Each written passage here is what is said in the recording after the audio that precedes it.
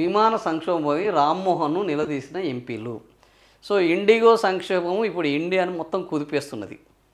IndiGo సంక్షోభం వెనుక ఉన్న కారణం ఏందనేది ఇప్పుడు పెద్ద ఎత్తున ఒక చర్చ జరుగుతుంది.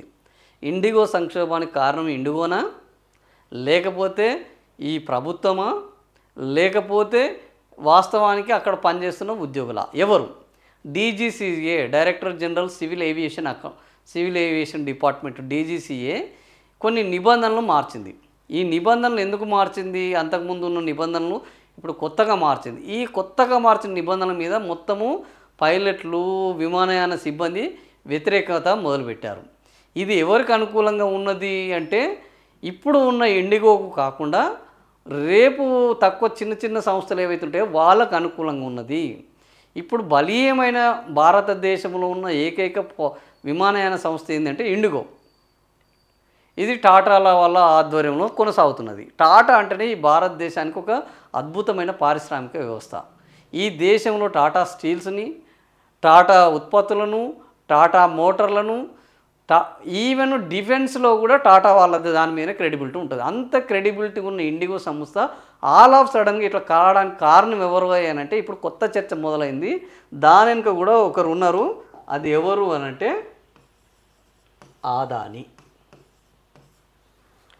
ఈ ఆదాని ఇప్పుడు ఆల్రెడీ మొత్తం పోర్టులు ఏవి ఓడరేవులో ఉన్న పోర్టుల మీద మొత్తం దృష్టి పెట్టాడు.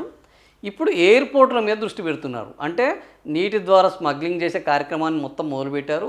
ఇప్పుడు ఎయిర్ ద్వారా కూడా విపరీతంగా జరుగుతుంటుంది. కాబట్టి ఆ ఎయిర్ ద్వారా జరిగే దాంట్లో ఆదాని ఏలు పెట్టాడు. ఆదాని ఏలు పెట్టడం వల్ల డీజీసీఏ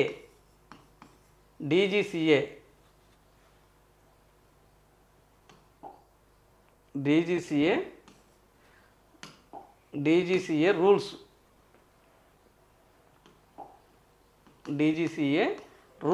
మార్చింది.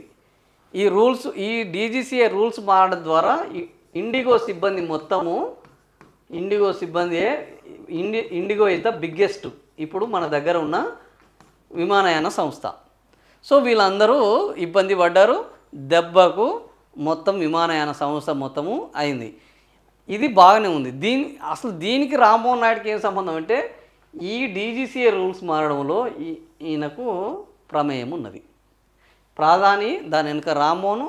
అయితే డీజీసీఏ ఇండిగో ఈ ఇండిగో సంస్థ సిబ్బంది ఇబ్బందులు పడుతున్నాడని 2 నెలల నుంచి ఈయన దృష్టికి చెప్తున్నారు. 2 నెలల నుంచి ఏదో ఇది ఆల్ ఆఫ్ సడన్ కరెంటు టక్కున ఫీజు కొట్టేసిపోయినట్టు జరగలేదు. 2 నెలల నుంచి నాంతూనే ఉన్న మనోడు నిమ్మకు నీరెత్తినట్టు వ్యవహరిస్తున్నాడు అనేది ఒక ఆరోపణ. కేంద్ర మంత్రి రామ్మోహన్ నాయుడు జవాబులపైన అసంతృప్తి వ్యక్తం చేసిన నిరసన, ధరలపై క్యాప్ విధించిన ఎందుకు అమలు కావడం లేదని నిలదీత. ఇప్పుడు ఇష్టం వచ్చినట్టు రేట్లు పెంచారు. మొన్న రేట్లు పెంచిన తర్వాత కేంద్రం ఒక నిబంధన విధించింది. ఇన్ని కిలోమీటర్లకు ఇంత 7,500 కంటే ఎక్కువ ఉండొద్దు, 15,000 కంటే ఎక్కువ ఉండొద్దు అని ఒక లిస్టు ప్రకారం. అయినా కూడా ఎవడు పట్టించుకుంటలేడు. ఆయన విమానయాన సంస్థ వాళ్ళని ఏమీ చేయలేకపోతుంది. ఎఫ్డిటిఎల్ నిబంధనలు నవంబర్ 1 నుంచి 2వ దశ అమల్లోకి వస్తే డిసెంబర్లో ఇండిగో సంక్షోభం ఎందుకేరు. ఇదే డీజీసీఏ నిబంధనలు నవంబర్ 1 నుంచి వచ్చినాయి అమల్లోకి. ఇది వచ్చిన సంది ముసలం మొదలైంది. ఇది డిసెంబరు. సో ఏడాది అంతకుముందు నెల నుంచి, ఆ తర్వాత నెల నుంచి 2 నెలల నుంచి వివాదం కొనసాగుతున్న దీన్ని వీళ్ళు పట్టించుకోలేదు. కారణం ఎందుకు? జవాబులపై ఆగ్రహిస్తూ వాకౌట్ చేశారు. జాతీయ మీడియాలో అన్ని రాష్ట్ర ఛానళ్ళలో డిబేట్లు పెట్టారు. రామ్మోహన్ నాయుడిని ఏకిపారేశారు. ఎందుకు అంటే ఇండిగో సంస్థ, టాటా అనేటోళ్ళు ఈ పెద్ద ఎత్తున ఆదాని లెక్క ఈ దొంగ ఒప్పందాలు చేసుకొని ఈ కమిషన్లకు విపరీతంగా ఇచ్చి పార్ట్నర్షిప్లు, షేర్లు ఇచ్చి వాళ్ళు వ్యాపారాలు చేయరు.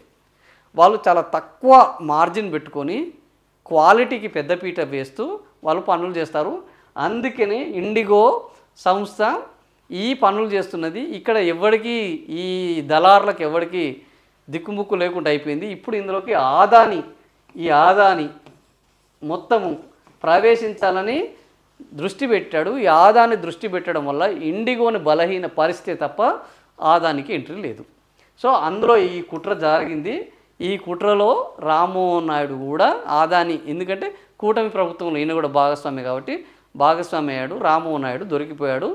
ఇష్టం వచ్చినట్టు ఉతికి పారేస్తున్నారు. ఇది ఇండిగో మోసము ఇండిగో మోసం కాదు, ఇండిగో వెనక కుట్ర. ఆదాని ప్రధాని రామ్మోహన్ నాయుడు ఈ కూటమి కలిపి చేస్తున్న కుట్ర. దానికి బలి ఎవరు అని అంటే ప్రత్యక్షంగా బలి అయింది ఇండిగో, పరోక్షంగా ఇబ్బంది పడుతుంది ఈ ఇప్పుడు ఆ విమానానికి పోయిన ప్రయాణికులు. మొత్తం 7 రోజుల నుంచి వెళ్ళి చాలామంది, మొత్తం దేశం పరువు మొత్తం గంగలో కలిసింది. ఆదాని కోసం దేశం పరువును కూడా తాకట్టు పెట్టడానికి సిద్ధమైంది ఇప్పుడు ఈ ప్రధాని మన కూటమి ప్రభుత్వం. ఆ రకంగా ఉన్నది.